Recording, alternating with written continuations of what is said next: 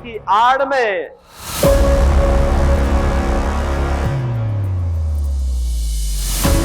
सूरेबाजी। एक तरफ पाकिस्तान से आए हिंदू शरणार्थी, दूसरी तरफ मंच से दिया गया एक ऐसा बयान जिसने यूपी की राजनीति में नई बहस छेड़ दी है। पहले पाकिस्तानी हिंदुओं को शरण दी, अब दोस्ती की आड़ में छुरेबाजी नहीं चलेगी। और दोस्ती, कैसी दोस्ती? आपने अभी गाजियाबाद में देखा होगा,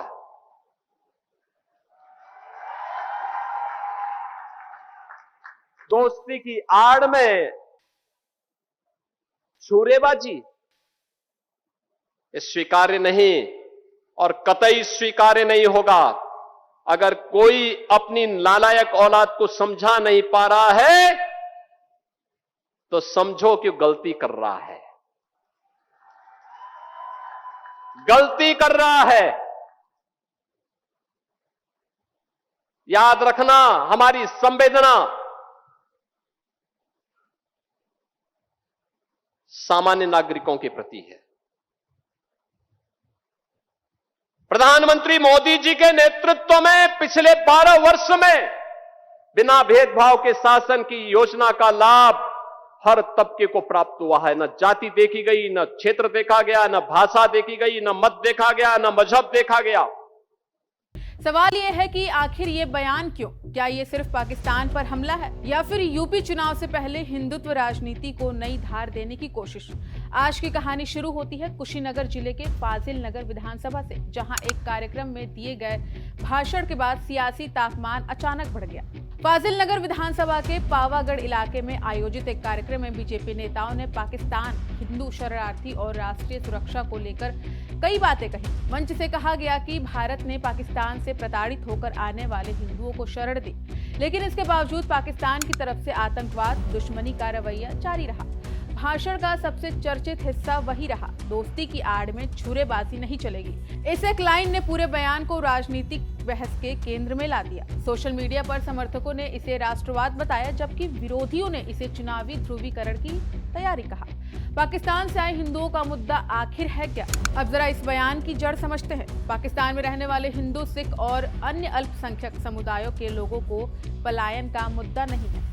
पिछले कई दशकों से हजारों परिवार भारत आए। बीजेपी लंबे समय से दावा करती रही कि पड़ोसी देश में धार्मिक उत्पीड़न झेल रहे हिंदू को भारत में सम्मान और नागरिकता मिलनी चाहिए। इसी सोच के आधार पर नागरिकता संशोधन कानून यानी CAA भी लाया गया। बीजेपी का तर्क रहा कि पाकिस्तान, बांग्लादेश और अफगानिस्तान के प्रताड़ित अल्पसंख्यकों को भारत में सुरक्षा मिलनी चाहिए। यानी हिंदू शरणार्थियों का मुद्दा बीजेपी के लिए सिर्फ मानवीय नहीं बल्कि वैचारिक और राजनीतिक मुद्दा भी रहा। फिर चुनाव से पहले ही क्यों तेज हुआ ये मुद्दा? यही से कहानी दिलचस्प हो जाती है। यूपी विधानसभा चुनाव भले ही अभी दूर दिखे, लेकिन राजनीतिक दलों ने अपनी तैयारी शुरू कर दी है।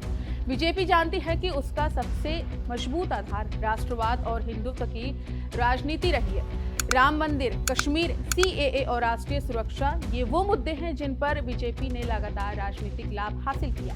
ऐसे में जब पार्टी नेता पाकिस्तान और हिंदू शरणार्थियों का मुद्दा उठाते हैं तो विपक्ष इसे चुनावी रणनीति बताने लगता है।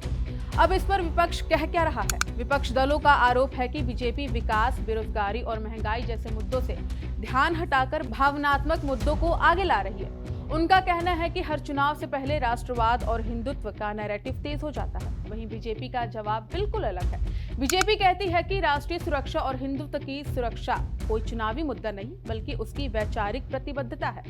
यानी दोनों पक्ष अपनी अपनी राजनीति के हिसाब से इस बयान की व्याख्या कर रहे हैं। अब बात उस इलाके की जहां से ये बयान आया। फाजिल नगर पूर्वी यूपी का एक महत्वपूर्ण विधानसभा क्षेत्र है। यहाँ जातीय समीकरणों के साथ धार्मिक और राष्ट्रवादी मुद्दों का भी असर देखा जाता है। बीजेपी पिछले कुछ चुनावों से पूर्वांचल को अपना मजबूत गढ़ बना चुकी है। ऐसे में किसी भी बड़े राजनीतिक संदेश की शुरुआत अक्सर इसी क्षेत्र से दिखाई देती है। राजनीतिक विश्लेषकों का मानना है कि पूर्वांचल का मूड पूरे यूपी की राजनीति पर असर डाल सकता है। क्या हिंदुत्व बनेगा चुनावी केंद्र? अगर पिछले एक दशक की राजनीति देखें तो बीजेपी ने विकास और हिंदुत्व दोनों को साथ लेकर चलने की कोशिश की है।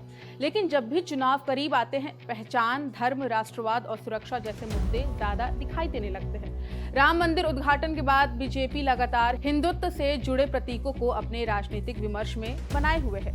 ऐसे में फाजिल नगर का ये बयान उसी बड़ी रणनीति का हिस्सा है या नहीं, ये सवाल अब राजनीतिक गलियारों में पूछा जा रहा है।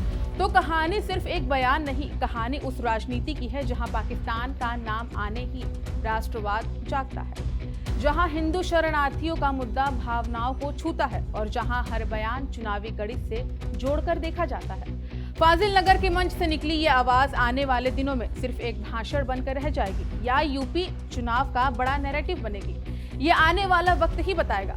लेकिन सवाल आपके लिए, क्या ऐसे बयान राष्ट्रीय सुरक्षा और ऐतिहासिक सच को सामने लाते हैं या फिर चुनावी मौसम में राजनीतिक ध्रुवीकरण को बढ़ाते हैं? दोस्ती की आड़ में